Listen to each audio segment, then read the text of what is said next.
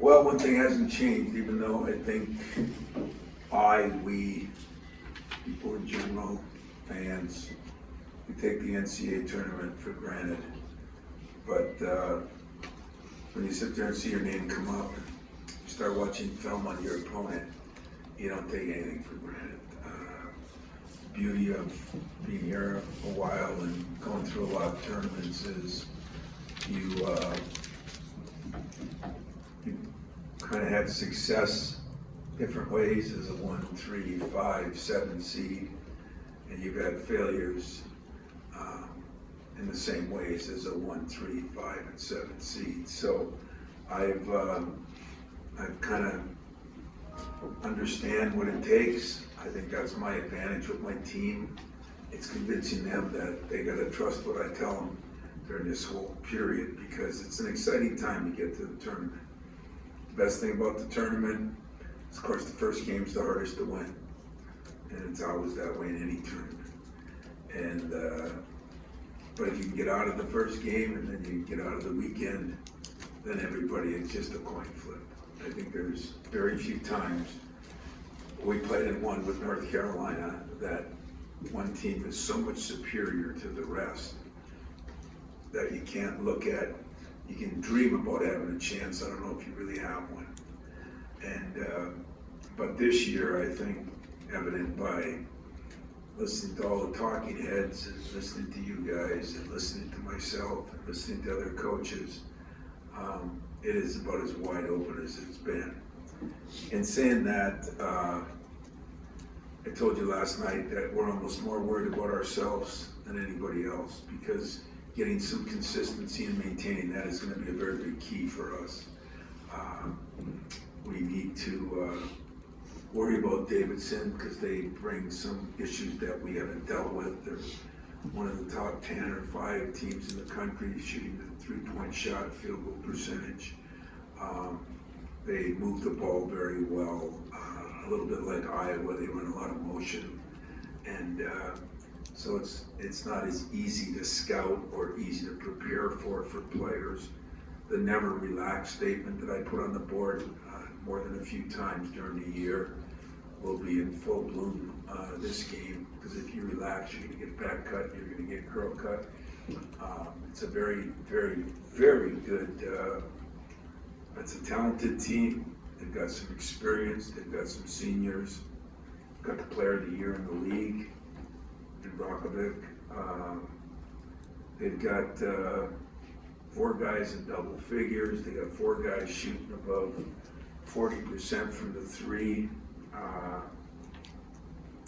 And of course, Foster brings, not only is he playing well, but he'll bring a lot of knowledge about Michigan State. And I think that's reasons for me to worry. We got a 6'7" kid named Lee, who is supposedly one of the most talented Korean players to ever play, according to people I talked to. And it's a top 10 pick in the Atlantic. And as I said, they shoot it well, and they turn over a few times. They're one of the leaders in that. It's under 10. And I think that's been Bob's MO since he's gotten there, which has been many years. So he's got experience. Some of his players got experience. I'd say probably more than we have in that respect. And yet, I'm excited to go down to Greensboro. It's in our time zone. Would I rather be in Indy or Milwaukee? Well, of course, anybody would. But it's in our time zone, so you don't have to worry about that. Probably be in a little bit of hostile territory with some of the teams down there. But at the same time, we look at this as an incredible opportunity to see if we can put together what we learned, the mistakes we made, even in the Big Ten tournament, wrap them all into one and see where it takes us. Questions?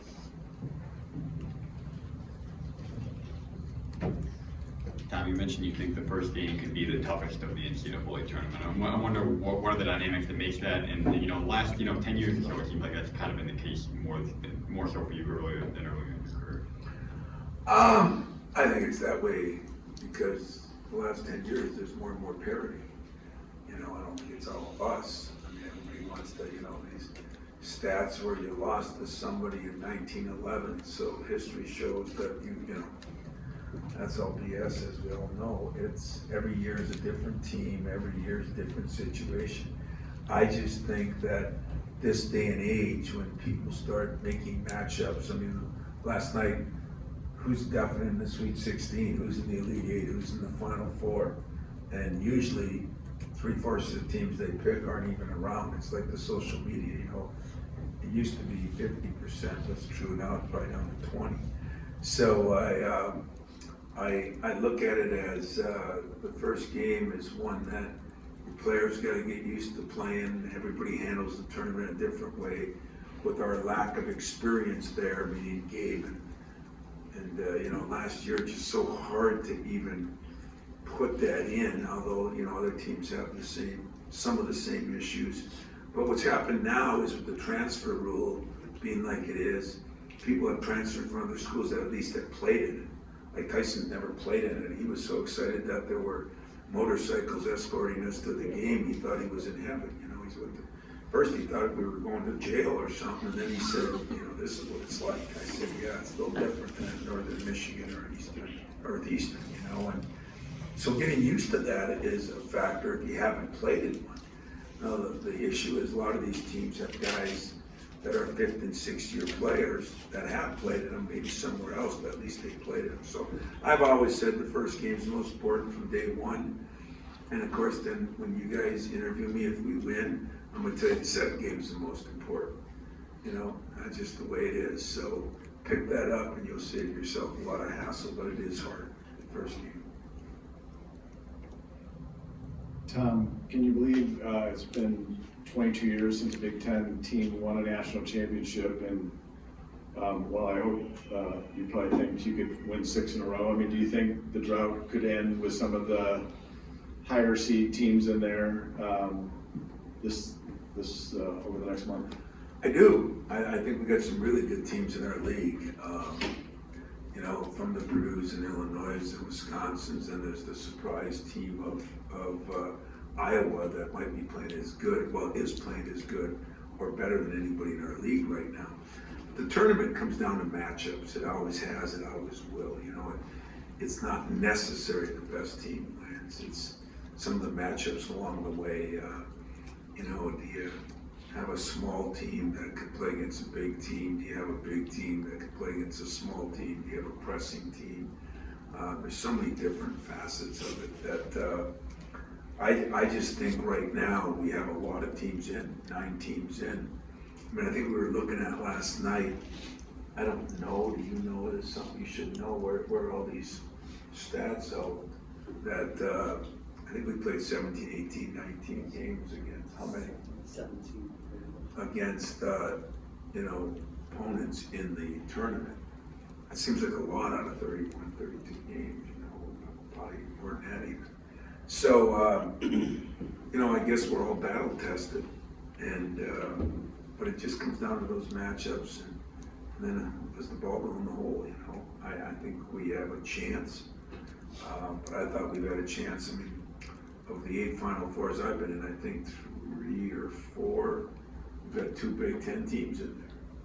Ohio State and us, Wisconsin and us, Illinois and us, Michigan and us, and we didn't get it done. So I don't think that's necessarily a knock on the league. I just think it is what it is, and I think this year we have a chance. 9 teams and we have a good chance. You're a preparation freak, kind of like Jed's way, where if the weather were nice, you play golf this week. But I'm wondering if your preparation with the parity in basketball has changed at all. Where maybe you used to keep a half an eye on game 2 and you can't afford to do that anymore. Is that different at all or not? No, of all people, I mean, I did learn that my first Final Four, that after the game I listened to I watched carefully as, I think it was Duke played Connecticut. And I think it was Mike that coined the phrase that I stole. I mean, we steal everything. And that's it, you gotta try to win the weekend. And I thought, what the hell does that mean? You know, I was just trying to survive and win a game, then we won the national championship. And I realized nobody cared about the regular season, sort of. Nobody cared about the Big Ten tournament, sort of. Nobody cared about the NCAA tournament, sort of. They just cared about do you get to the Final Four? And so that made me realize that winning the game in the tournament didn't do as much. And I think the concept behind it is pretty solid. That, you know, like on Monday, Tuesday of this week, we have our assistants that each have a team, and we'll look at some things that could happen. And if you prepare for Duke, well, that'd be insane. And the minute I say that, one of you guys, or better yet, your headline guy will say, Michigan State's preparing for Duke, you know. No insult to him, even though I'd like to insult him. But what we do is we'll put a couple things in that some of these, I guess the best example, if Davidson never pressed, and the second round full would be someone who pressed all the time, we'd work on the press a little bit more. If we, on Monday and Tuesday, if we played, we're gonna play a team like Purdue, that you never saw a 7-4 guy, we'd work on that a little bit. So we don't go there and say, okay, we say these are some concepts of what, you know, other teams that we might play, and just take 15, 20 minutes to work on them. We don't go through film sessions with them and that, but we try to prepare so the day and a half, if we get the advantage, on Wednesday and Thursday, it'll be solid Davidson, and that's the way we've done it. It's been pretty good for me, so I just gotta always think I'm being a smart fella. I'm really not. I think that's people take the perception wrong, so I'm trying to explain it best I can. 90% of our prep will be on, but we will look at some things. Bob put together a roster with a lot of international guys on that. I guess, how has that maybe changed the preparation, or is it a little bit different when you've got so many guys spread around for a team? You know, I don't know if it's because of the foreign players that it should change anything. Players are players nowadays, but you do realize that there's things they do a little different, footwork and the ball fakes and the steps and all the things that are more that way. You have to be prepared for it a little differently. But for the most part, the world is such a basketball. You know, basketball is maybe, I guess soccer, but you know, everybody plays it. So I think this day and age, we're getting more people that are playing it. We're all playing it in a similar way, but there are some fundamental things that, especially like post players, that are very, very good. The European way is very good. Step, they usually can use both hands or some things. So, you know, we'll go over that, but I don't think other than that, I don't think it's that much different. Have you seen more American players adopting Euro moves, or more Euro players come over here adopting American style? Never thought of that. You know, here, it used to be till the NBA got so good that traveling was traveling. Now there is no such thing anymore. So that's changed a little bit, but the Euro step, you know, you do see a few players using it. So I'd say, since I think you could argue, and I don't know because I've not that many, but usually European players are more fundamentally sound because they actually work on fundamentals where we work on YouTube and one games. And so they're a little more fundamentally sound than us.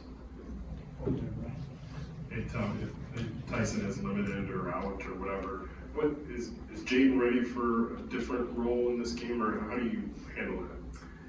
But Jaden is ready for a different role because Jaden has constantly gotten a little better. He's playing now 18, 17 minutes. getting up in that 20-minute mark. I've been very, really excited about the process and progress that Jade Makins has made as he continues to work on his shooting. He's the one guy that can get in the paint, and I think that'll be critical in a game like this. But you know, Jaden, I think picks up things pretty well, and he'll be ready. And Tyson, on the other hand, and I'm sure he won't practice today. Then beyond today, it's a coin flip. I mean, it's not like that thing's all swollen up. As I said, the swelling's gone down. It was a pretty good sprain. I've never been one for secrets. So Shazam, Mr. Headline Writers, give your guys some credit. You know, he won't practice today. And I don't blame you if you think I'm a smart aleck on it, but been through as much as I've been through with that crap. I don't blame me either.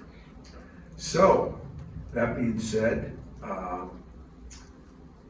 I think and hope that Tyson will be able to play. And I think and hope that you're going to see more and more minutes out of Jake either way. Because he's one of our best defenders. He's our best offensive rebounding perimeter guy by far. And he's just kind of stayed under the radar and slowly made his name. I just love what he's done and how he is and how he works. Tom, back to the Big Ten picture. You were in the first four last year.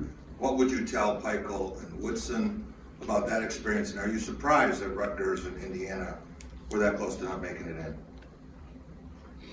I was. I didn't think, you know, there's so many factors, and I'm not in that room, but I think Peichel, they've won a lot of quad one games, right?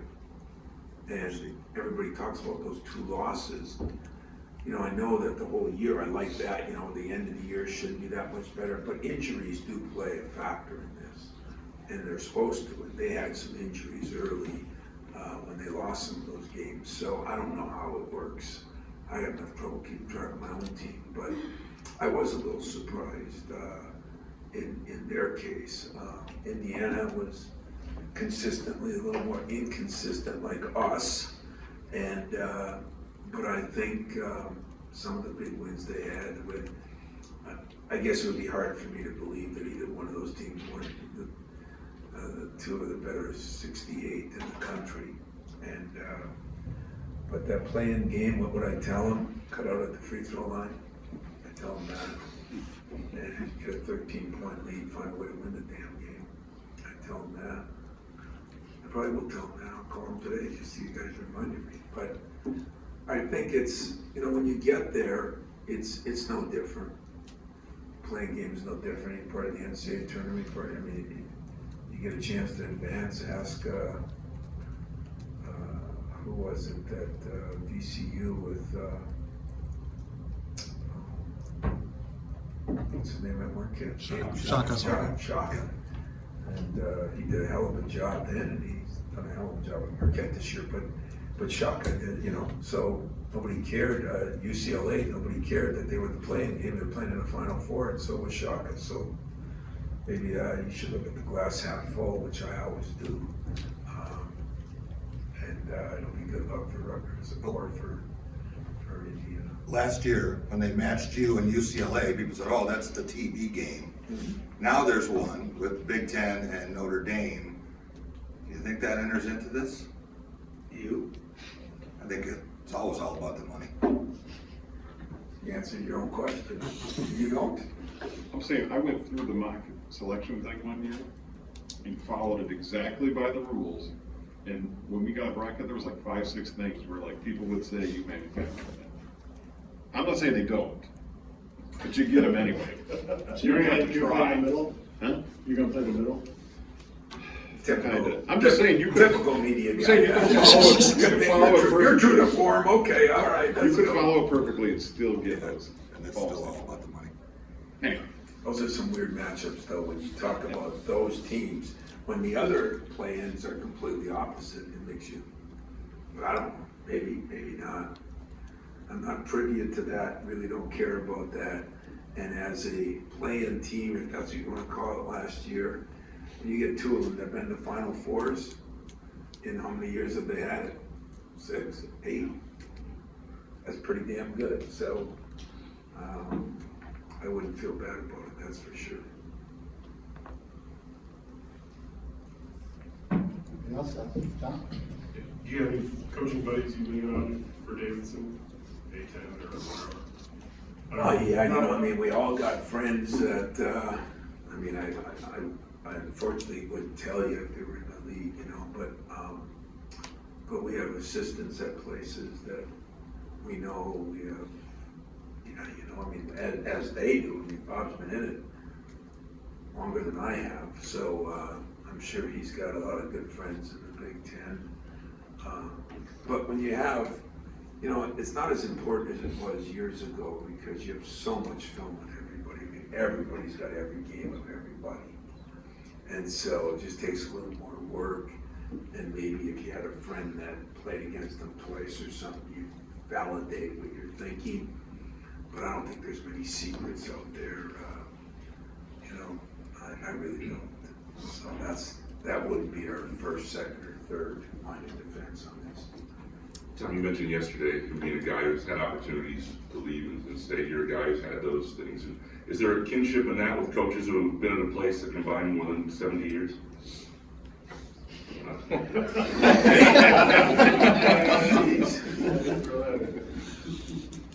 I tell you what I think of you right now, man, if you're on public, but, as I told you, I don't know Bob real well. I know of him real well, but the little time I've spent with him a couple occasions, love the guy. I mean, he's great. He's a good coach. That's evident, but I think he's a good guy too. And I love the fact that he was one of the top guys on the ethics committee, and so he's done it the right way, but I don't know if the kinship, we can talk about things that, are a little real for a lot of years, but we don't really discuss a lot of things, and when I see him, it'll be good. I mean, I do appreciate what he's done. I think he's appreciated what I've done. I think we do understand that staying in the same place has many, many, many blessings, and it's got a few curses, and I'm sure it's the same, except he lives on a lake and the weather is nicer there. So other than that, I think we probably got a similar path. You're on a lake. You're on a lake. I'm on a lake. What's your little lake back there? That's called a pond. It's water. A pond is a little different than, So if there was a puddle out in front of my house, do I say I have lakefront property? Is that the way it works? Jesus. Real estate resale? Yeah. I know that there's been resistance to the storyline, obviously, but I mean, it kind of lit up the early talk in this game yesterday. I'm just curious, did you talk to Foster sometime last night or today, and maybe what the nature of that conversation was kind of like going into this, something that's going to be very focused on? I probably will today, to be honest with you, but I did a lot before their tournament when he was injured. I did a lot, and that's the only thing that would ruin this for me if people were like they were when he was here, because I thought that was completely asinine. And if any Michigan State people do that, they can pull for somebody else. That's how strongly I feel about it. Nobody deserves some of the things that have happened to different people, nor do I deserve it sometimes, but I get paid for it. But that would be the only thing. Foster left here, it was a 2-week session of going back and forth and pros and cons. And unlike just kind of going in like the modern time, to me, weak people do. He sat in my office and talked about it. Didn't just go and sign his name up on a sheet without the coach knowing or something. He did it the real way, the right way. And as I said to you last night, my dream is someday he comes back here as a GA and works his way in, because I think he'll be a coach. just like I've often said about some of my counterparts that I gotta go against, you know. I can't like him Friday night, but I can respect and love what he's done for me and for a lot of people. And maybe I was the same size. I wish I was as good a player as he's been and has done. But I just hope and pray that the same idiots that attacked him when he was here sometimes don't try to do that now. And that's what I'm worried about in the storyline. That's what I don't want to. So will I talk to him? I'm sure I will. Have I? Yes, I have. And you know, on that night, I'm not gonna like him anymore, and he's gonna like me. So that's the beauty of the tournament. You know, it's not always liking; it's respecting your opponent, and that's he'll have total respect. If anybody follows him, I'm gonna probably take the kid out of the game because I know he's not missing a free throw. You kind of a little bit alluded to what I was gonna ask you, but we haven't really asked you about this since the last game here. Had you seen that footage of the game against MSU that you had played at Northern before that? No, I don't think we had projectors up there. So, and that wasn't because of dating it, it was just because of money. I never saw that. I was a little mad because when I first met Mike, he had the giant afro, you know, he had the one out to here, and that thing was all trimmed up. I was disappointed in that, but, you know, just shows you, as I said all along, you know, fat ties, skinny ties, long skirts, short skirts, bell bottoms, straight legs. Short shorts came back. You know, they were there then, they're there again now. So history does repeat itself, but I have not seen that footage. Somebody in the archives here did a hell of a job, and the neat part about it is, you know, we're gonna not use that footage, but now we realize we have more film that they found.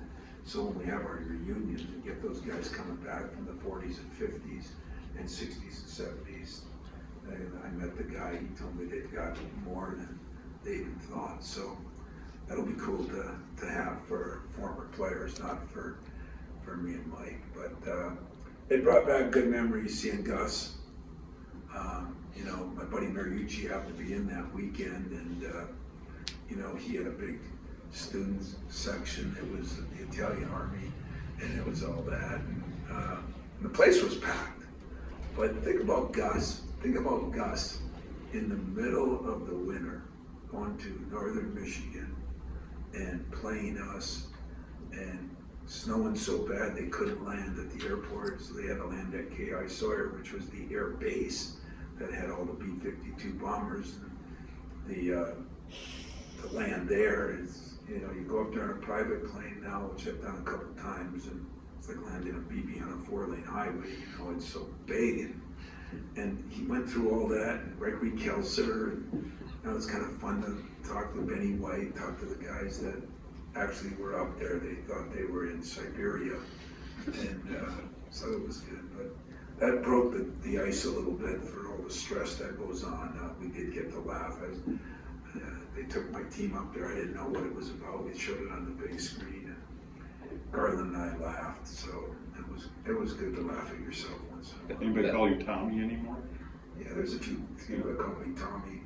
Not many people call me Tom or Tommy. They've got other letter words that are a lot better. That was the one thing I wanted to ask you, was about sharing that with the team, because it seemed like that was maybe a special moment for you to just kind of. Well, I didn't even know. I had no idea what it was. Nobody told me either. The guy from Archives was there, and so he. When I say we shared it with the team, you know, as they laughed at us, I just said to them, the beauty of this is we have a lot more film on you than you have on us, and we laugh at you all the time and swear at you and do everything else, so you can laugh at us, but let me tell you something, feelings mutual. So it was a great love affair that day with me and the players and Mike. Tom, I know in Indy you didn't want to make too much out of AJ's game against Purdue, but I am curious about what you see in him long-term potential as a leader.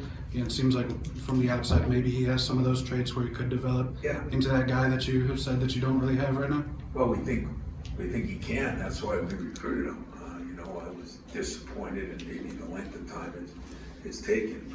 I don't define one or two times as getting over the hump, but there is defining moments in everybody's career. Whether it be, I still look back at mine and I say,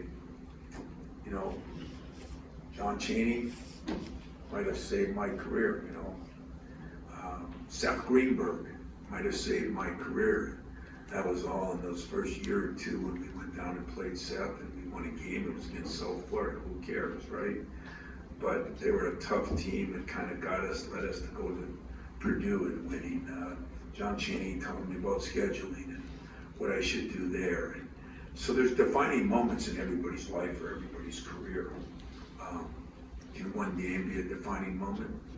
It can be the start of a defining moment. And if he realizes not only what he did, and being under control more, not charging, but being a little better leader, and then we really got something to build on, because he really is a skillful, talented kid who can throw lobs, and his shooting's got to improve, and he knows that. But I think if you have one of those defining moments when things, come together, and then you watch the film and say, hey, you could have sprayed it here, there, and everywhere, and he's more receptive to that, then it could be a very big defining moment that helps lead him. But, I think what we have a tendency to do, it was just like when we had the 9-game winning streak, we have a tendency to think a few things determine a year, and they don't.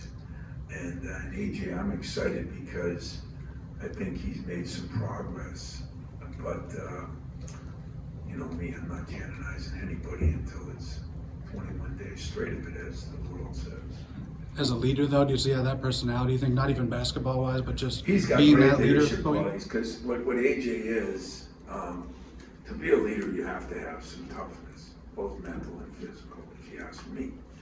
And most of my leaders that have been, well, the two toughest guys on my team are probably him and probably Julius. And mentally tough means that you have faith in what you can do, you have confidence in what you can do. Sometimes too much confidence before it's been warranted. And I've told AJ, I think that's been something, you can't be great without being cocky. And if you're too cocky before you get to be great, that can be a detriment. It goes both ways. I'm really pleased by the progress he's made this year. I think last year we lost some opportunities, and so that's the way I look at this thing. He's gotten better. He's lost some weight. He's in better shape. All the things that he had to do from last year, he's done a lot of them. Now keep working on your shooting, get in the gym more. But if I looked at the process that I was talking about, I complained to you guys that we canonize people too early. If I looked at where Draymond was in his process, if I looked at where Xavier was in his process, I looked where Denzel was in his process, Morris Peterson was in his process. AJ's ahead of some of them. It's just that the need was a little more warranted in the position. The position, is, I talk to Mel about it all the time. That position mandates a little bit more than the other positions. He has the skill, he has the feel for the game, he has the toughness. It's now getting a few of those other things around him together, leading people by being able to talk to people and not do this.